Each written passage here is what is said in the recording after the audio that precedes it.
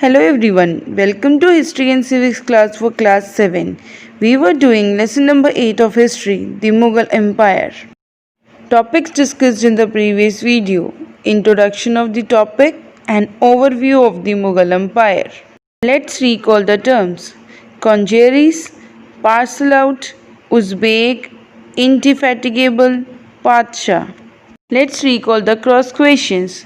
Who was the founder of the Mughal Empire? Name the provinces which had declared their independence in the 16th century AD. Who was defeated in the first battle of Panipat? Who was Babur? When and where was Babur born? Who was the son of Babur? What was the age of Babur when he ascended the throne? By whom Babur was invited to India? Name the river crossed by Babur to occupy Punjab. Terms to be discussed in today's video: artillery, army fighting with cannons. Cannons, powerful guns mounted on wheels. Jihad, holy war of Muslims. Siege, the surrounding a city or a fort in order to capture it. Garrison, a fortress or town where troops were stationed. Topics to be discussed in today's video: First Battle of Panipat AD 1526, Battle of Khanwa AD 1527, Battle of Chanderi AD 1528, Battle of Ghagra AD 1529, and estimate of Babur. In the previous video, we had discussed about Babur, who was the founder of Mughal Empire in India. Babur was invited by Daulat Khan Lodi in India. Daulat Khan thought that Babur would just come and overthrow Ibrahim Lodi and returned back to his country. But he defeated Ibrahim Lodi in the first battle of Panipat in 1526 and formed the Mughal Empire in India. Let's discuss more about the battles fought by Babur to capture India. First Battle of Panipat AD 1526. Babur made all the necessary preparations for the attack and met Ibrahim Lodi at Panipat in AD 1526. The army of Ibrahim Lodi consisted of 1 lakh men and 1,000 elephants. It was bigger than the army of Babur, but the army of Babur had been modelled on scientific lines and tactics. Here the tactics mean specific action or steps undertake to accomplish a strategy. It was disciplined and well trained in artillery. Artillery means powerful guns mounted on wheels. The two armies faced each other on 21st April 1526 and Babur defeated Ibrahim Lodi, who got killed in the battle. The defeat of Ibrahim Lodi in the first battle of Panipat shattered, means drained, the military powers of the Lodis and laid the foundation of Mughal rule in India. Babur now became the king of Delhi and Agra. On April 27, 1526, in the Grand Mosque, he was declared the Emperor of India. The first battle of Panipat was fought on 21st April 1526 between the forces of Babur and the Lodi dynasty. The two armies met at the battlefield of Panipat. Ibrahim Lodi was defeated and killed, and his army was routed. The reasons for Babur's success were: Babur's small army consisting of 12,000 men was well trained and disciplined, while Ibrahim's huge army was indisciplined and disorganized. Secondly, Babur used artillery, which was unknown to Ibrahim's army. In fact, Babur used cannons, means a large heavy pieces of guns mounted on wheels, in the warfare. The first time in India, Babur's army was well practiced and tactics of the Central Asian cavalry proved the highly effective against the army of Ibrahim Lodi. On April 27, 1526, in the Grand Mosque, he was declared the Emperor of India. The Battle of Khanwa AD 1527. Rana Sanga, the king of Mewar, was alarmed by the defeat of Ibrahim Lodi and the long stay of Babur in India. The armies of Babur and Rana Sanga faced each other on 17th March 1527 at Khanwa, a village 10 miles away from Sikri. The forces of Rana Sanga were defeated. This victory made Babur the ruler of the whole of the central India. The defeat of the Rajputs removed the biggest obstacle, means problem, from the path of ambitious Babur. The Battle of Khanwa was fought near the village of Khanwa on March 16, 1527 in Bharatpur district of Rajasthan. It was fought between the invading forces of the first Mughal Emperor Babur and the Rajput forces led by Rana Sanga of Mewar after the Battle of Panipat. This victory made Babur the ruler of the whole of the central India.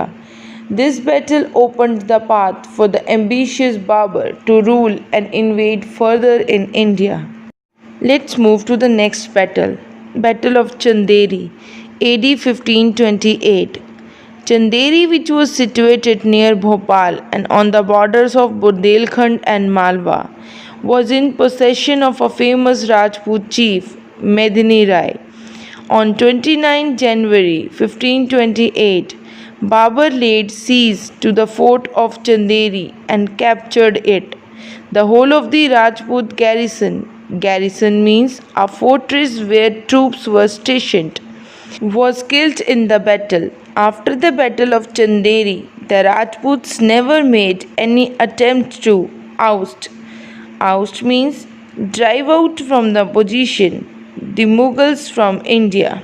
The Battle of Chanderi took place after the Battle of Khanwa, in which the Mughal Emperor Babur had defeated a Rajput chief, Medini Rai. On 29 January 1528, Babur seized the fort of Chanderi and captured it. Chanderi, which was situated near Bhopal on the borders of Bundelkhand and Malwa. After this battle, the Rajputs never made any attempt to drive out Mughals from India. Let's move further for the next battle, the Battle of Ghagra, AD 1529. Babur now proceeded to suppress the Afghans of Bihar and Bengal. He met the Afghan forces on 6th May 1529 on the confluence of river Ganga.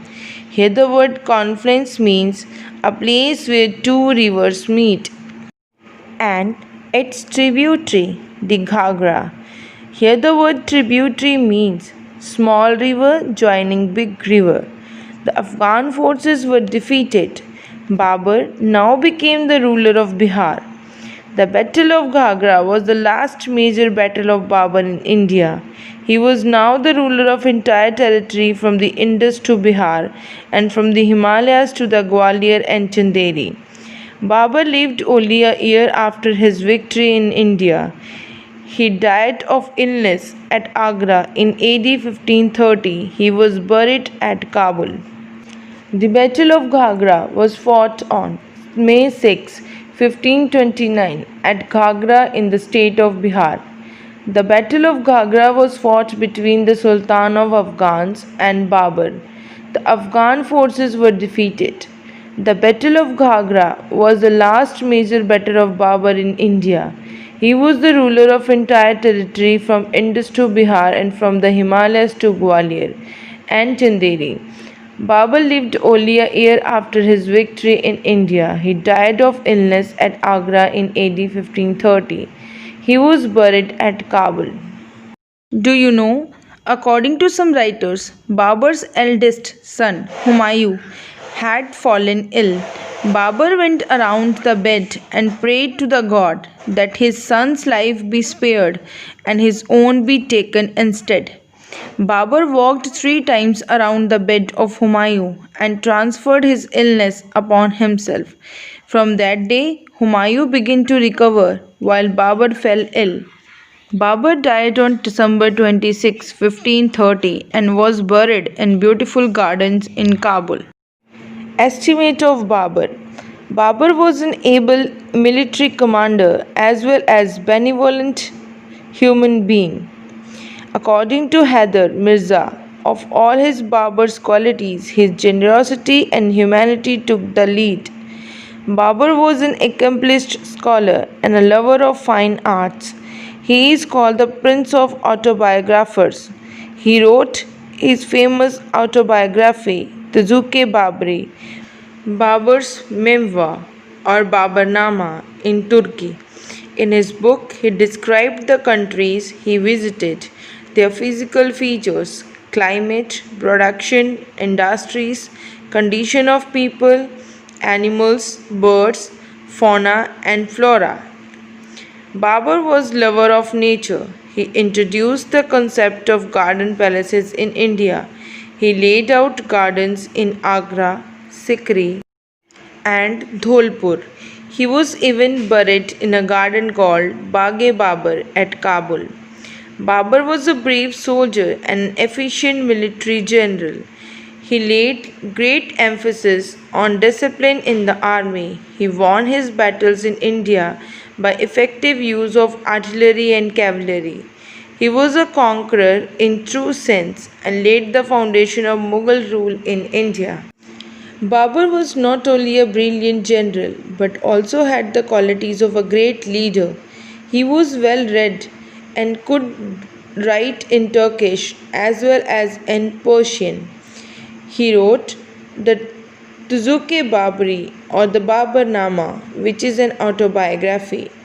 Here, the word autobiography means account of a person's life written by that person only. It provides information on his character, achievements, and the life of that time. He loved nature, laid down a number of gardens in Kabul and India, and planted fruit trees. He also loved music and polo. He was a superb horseman. The word Babur means lion. He was worthy of his name. He was buried in the garden called Bagh-e-Babur at Kabul. He was a brave soldier and an efficient military general. He led his army by himself. He laid stress on the army's discipline as his army was well disciplined. He used artilleries and cavalries first time in the battle. He was a conqueror in the true sense, and he was the first who laid the foundation of Mughal rule in India. So students, this is the end of the today's topic. I hope you understood the topic. You are able to solve some exercises by yourself. I'll come with the next video of the same chapter. Thank you. Have a nice day.